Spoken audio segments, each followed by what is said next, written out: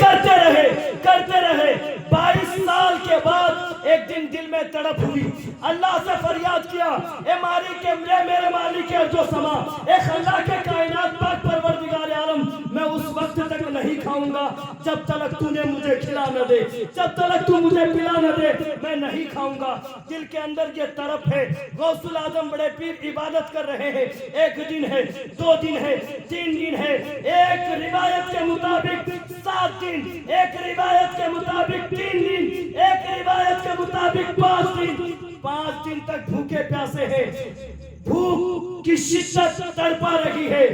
سامنے کبھی یہ پانی نظر آئے، کھانا نظر آئے تو یہ لگتا ہے کہ کھا لوں، اوپر کی خواہش یہ ظاہر کر رہی ہے، مگر اندر کی تقوی یہ آواز لگا رہی ہے، اے عبد القادر تو نے یہ شرط رکھی ہے، تیرا مالک جب تک تجھے کھلا نہ دے تو کھائے گا نہیں، پیے گا نہیں۔ ایک دن ایسا ہوتا ہے کہ 3 دن کے بعد حضرت خضر علیہ السلام تشریف لاتے ہیں، اسی تشریف کے درمیان آپ کے پیر و مرشد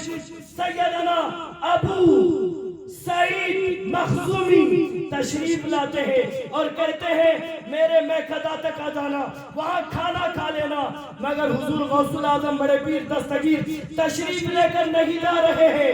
وہی عبادت میں لگے ہیں، ریاضت میں لگے ہیں۔ اللہ تبارک و تعالیٰ نے حضرت خضر علیہ السلام کو بھیج دیا، جا کر میرے عبد القادر سے کہہ دو جاؤ وہاں عبداللہ ابو سعید مخزومی کے پاس کھانے کا انتظام ہے، وہاں جا کر کھا لے۔ جب ابو سعید مخزومی کے پاس عبد القادر بڑے پیر دستگیر جاتے ہیں تو فرماتے ہیں ابو سعید مخزومی لو میں کھلا رہا ہوں، اللہ تجھے کھلا رہا ہے، میں پلا رہا ہوں، اللہ تجھے پلا رہا ہے۔ جب یہ بات دیکھی ہے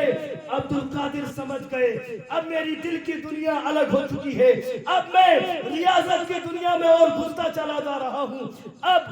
خلعت کا تاج ابو سعید مخزومی نے اپنے جسم سے اتار کر بڑے پیر دستگیری کو پہنا دیا،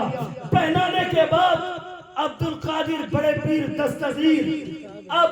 غوث الاعظم بڑے پیر دستگیری کی دنیا الگ ہے یہاں سے۔ یہاں کے بعد کشف یہ ہے کہ عبد القادر بڑے پیر دستگیر اگر آنکھوں کو بند کر لے، عبادت کی دنیا میں چلے جائیں،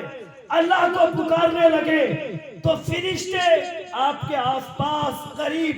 جھرمٹ لگا کر انجمن کی طرح بیٹھ جائے، جنات جو نیک جنات ہیں وہ آ کر آپ کے ارد گرد تسبیح بیان کرنے لگ جائیں۔ آپ سوچنے پر مجبور ہو جاتے کہ میری زبان میں اللہ نے کیسی تاثیر دی ہے، کس طریقے سے اللہ نے مجھے طاقت دی ہے۔ ایک دن ایک شخص جنات آ کر عبد القادر بڑے پیر دستگیر سے کہا اے عبد القادر تو عبادت میں لگا ہے،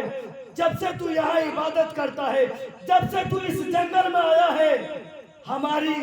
نیند بگاڑ دی ہے تو نے، ہماری چین چھین لی ہے تو نے، اب یہاں سے تو چلا جا، ہم یہ چاہتے ہیں کہ تو یہاں سے چلا جا،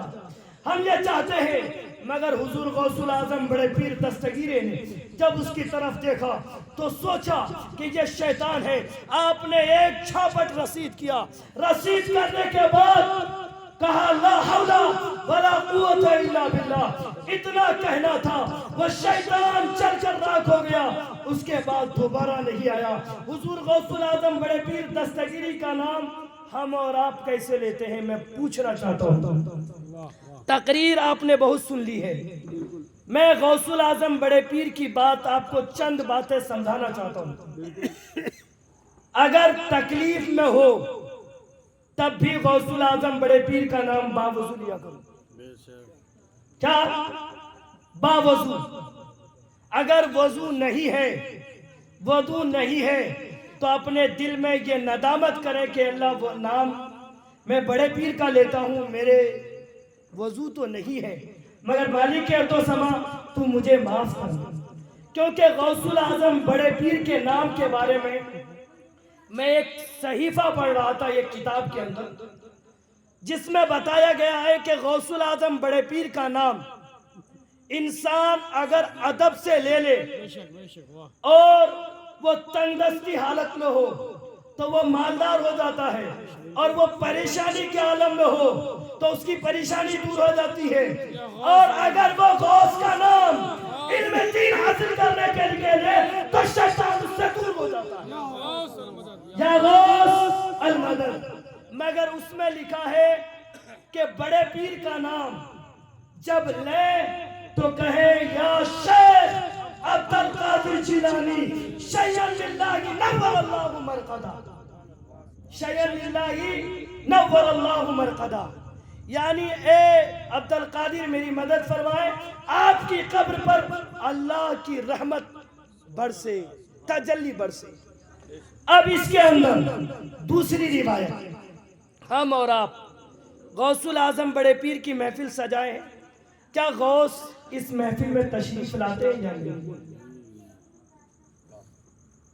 اس بات پر دلیل ابو احمد رفاعی کی کتاب ہے،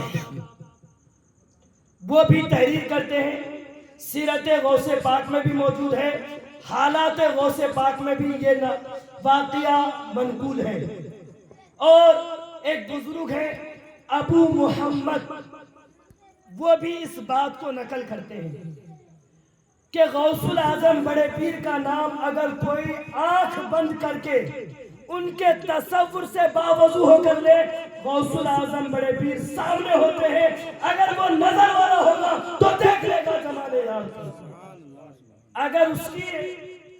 دل کی دنیا پاکیزہ ہے تو وہ غوث الاعظم بڑے پیر کو تصور میں دیکھ لے گا۔ مجھے ایسا لگتا ہے کہ اب میرا ٹائم ہو چکا ہے، توبہ استغفر اللہ ربی من کل ذنب واتوب الیہ۔ آپ لوگ میرے ساتھ پڑھیں، سبحانک اللہم و بحمدک